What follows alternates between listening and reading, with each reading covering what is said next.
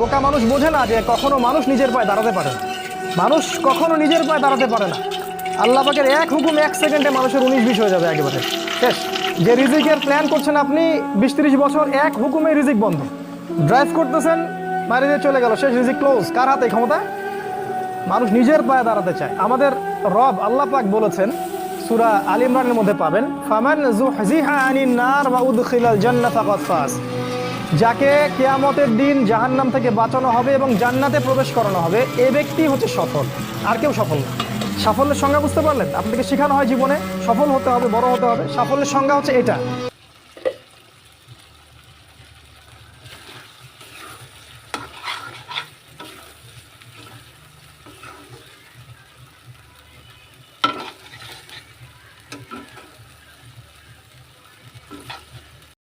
কত করে এগুলো? কোথাকার বড়, কোন জেলা থেকে আসছে?